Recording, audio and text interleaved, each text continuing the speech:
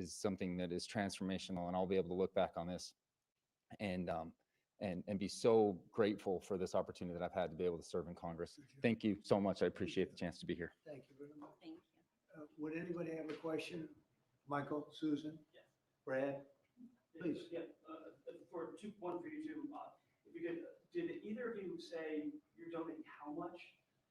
Mr. President, is there an educational value to this in terms of not just the money in the account? What can kids learn in this account? Well, I think they can learn a little bit about the free enterprise system. They can really learn a lot about how life works, how business works. They want to go out and make a living for themselves, because maybe it's going to be a lot more than we think, or maybe it's not going to be quite as much as we think, depending on what happens with the world and the market. We'll try and do very well in that regard too, but there's a lot of learning to be done, and I think this is a big step forward. And your reaction, did either of you say you're donating how much? Yeah, we already said it's $6.25 million. No, I mean, with the reaction between the two of you, someone came up with the idea. Oh, sure. Oh, well, so we kind of started with a smaller amount, to be honest.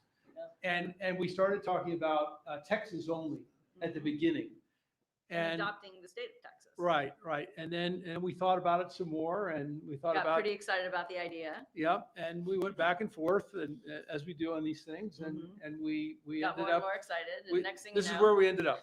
So, but It never a kept lot climbing. of discussion and consideration over a long period of time. Yeah. To, I mean, to we come to this, believe and we this feel is great about it. the greatest investment that we could possibly make is in children, and we've been investing in children for over 26 years with our foundation. Yeah, and you know, there are 30 states already that require at least one semester of financial literacy, and hopefully all 50 states will do that. And you know, as children begin to understand that they have these accounts, that creates a real need for our schools, our parents, our community organizations to really begin to grow financial literacy in the country, which can only be a good thing. It's really an amazing moment that two people would do that kind of a contribution. I mean, it's just an amazing moment. And it shows you there's a tremendous heart in great entrepreneurs. He's a great entrepreneur.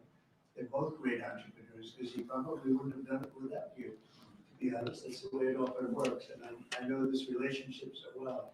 There could be a lot of truth in that. But it shows you that there's a big heart in some pretty tough people. He's a tough cookie, but he's got a very, very warm spot. And what you've done, I don't think it's going to be talked about for a long time. It won't be forgotten. Thank you, sir. May I ask a question? Thank you, sir. My question is about the logistics or the administration of the program. You obviously want to help poorer children. How will you help families perhaps who don't have access to computers or internet at home to make this program a reality? Sure. And please speak in the microphone if you don't mind. Well, first, Treasury, as the Secretary talked about, is going to be administering the program. And we should just say that Luke Pettit, the Assistant Treasury Secretary, has just done an extraordinary job with the Secretary in what I think will be the biggest consumer launch in the history of government. 60 million accounts are going to get created next year. And these accounts are going to be, promulgated. All parents are going to have to do is to claim the account. So if they have access to an Android phone or a public library to go to a computer and gain access, they can claim that account. And whether they claim it or not, the account is going to continue to compound. So they don't have a deadline by which they have to claim the account. There's time, right? And there's going to be a lot of resources. Think about this. Kids in school, we're going to have schools engaged, helping to tell them that they need to claim their accounts, to educate them, et cetera. We're going to run a big public campaign around this. So we're just getting started. Today is day one. This is an extraordinary contribution, but it's the beginning of a drumbeat you're going to hear for the next 6 months leading up to the 250th anniversary of the country. I don't think there's anybody in the country who won't have heard about this by the time we get to July 4th of next year. And we're going to make sure, listen, we know that wealthy families have access to 529 accounts, right? This is an opportunity, and the instruction was, how do we get the 50 million other families into the game. This is the first time we've done that because we're auto creating these accounts for every child at birth. And so we're going to be very focused on making sure that every family entitled to get one of these accounts is able to claim it and get it. Daniel, do you have a question? Yes, sir. These programs seem to create an opportunity for parents to create unprecedented financial security for their children, sir. Do you believe that these accounts will be a big part of your legacy when everything goes down? We've heard talks about you Well, make I legacy do. as a peacemaker, but this is a really, I really do. big deal. Yeah, I appreciate that. I do think so. And I think it's a big part of everybody up here today. This was a group that was very instrumental. And in particular, obviously, Michael and Susan, it's a big part of their legacy. You know, they've got a big legacy anyway, but this is maybe going to be as important or more important than anything they've done thus far. It's, looking back in 100 years from now, I think you're going to see some things that they'll be talking about this very day. So thank you for that question. Yes, please. Thank you, Mr. President. These accounts were originally discussed as a way to incentivize people to have more children. Are there any other policy proposals you're looking at like this to encourage the birth rate to increase? Well, we are looking at programs. We're looking at, there's a certain Australian plan that people are liking that they're talking about. You know what I mean? There's a plan where, not for children necessarily, but it's for people, working people. And we are looking at other things different from this. I think this is very unique, but different from this, but very important. Yeah. You mean the Australian retirement savings program? Say it. You mean the Australian retirement That's savings what they're program? talking about. Yep. We're looking at it very seriously. It's a good plan. It's worked out very well. Yeah, please. Mr. President, can you talk about what tax benefits these accounts come with? The information sheet that we just received said that when a child turns 18, they'll be treated like traditional IRAs and subject to a 10% withdrawal tax. Please, Can you speak to when Sure. our children be able to access these funds? They can access them when they're 18, or they can convert them to an IRA at that time. During the 18 years, parents or employers can donate with the tax deduction up to $5,000 into each account. And then philanthropists, like Michael and Susan, can add an unlimited amount to the accounts. So $5,000 from employees or families, and then gifts from foundations and philanthropists can be an unlimited amount. Mr. President, you said that you have been talking to your wealthy friends, as well as you, Mr. Dell, about contributing. Can you walk us through maybe who you've been talking to and how much more we can expect on top of I think the contributing? people you probably would think I would be talking to.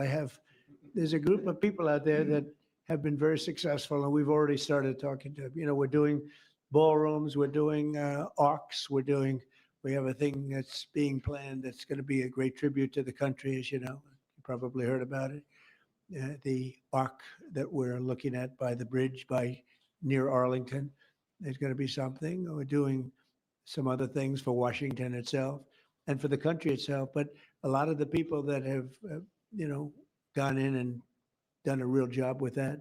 The ballroom, I think Michael and Susan, the next time we meet, well, I think hopefully we'll meet before then, but we're going to have a big event over at the ballroom to celebrate this. We're building a ballroom that they've wanted at this beautiful White House for 150 years. They've wanted it so badly. Right now we can hold 109 people if you're lucky in a room. It's a beautiful room, but it's 109 people, and we're building something. You see the trucks in the back. You see the clanging, the banging, and when it's completed, it'll be one of the greatest ballrooms anywhere in the world. It's going to be amazing. So people that were involved in that process, I have a lot of friends with a lot of success, and every one of them, I would be shocked if anyone turns us down. We're going to have a lot of big contributors, Jeff. On a separate topic, if I may, sir, you had a call with Brazil's President Lula today. Can you tell us what you discussed? Yeah, we had a great talk. We talked about trade. We talked about sanctions, because as you know, I sanctioned them, having to do with certain things that took place.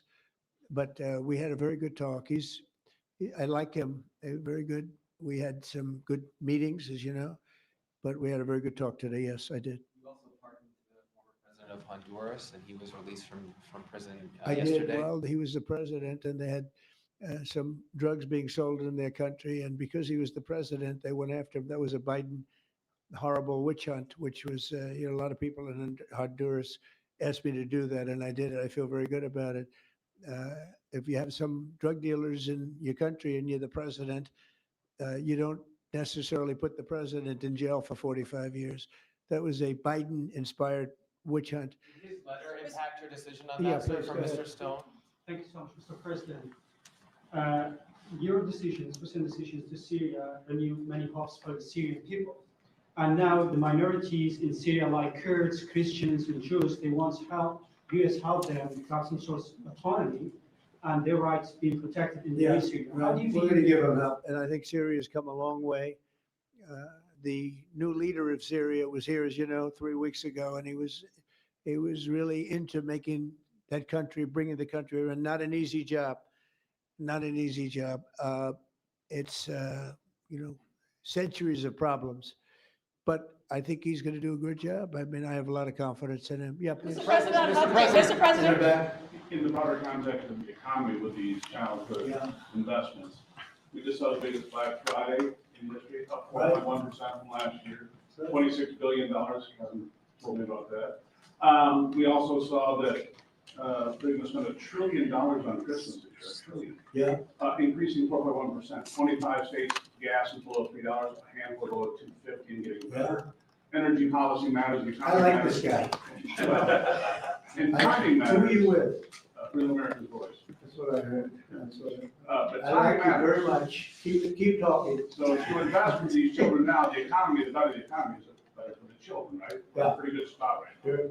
Well, I do, and I appreciate it. No, we have an amazing thing. We have over almost $20 trillion of investment coming in. I don't even know if you know that. 20 trillion, that's a lot by any standard, right? But Biden, as an example, I say this, his administration over a 4-year period had much less than $1 trillion. And we're up to 18, I guess right now, Scott, about 18 trillion in 10 months.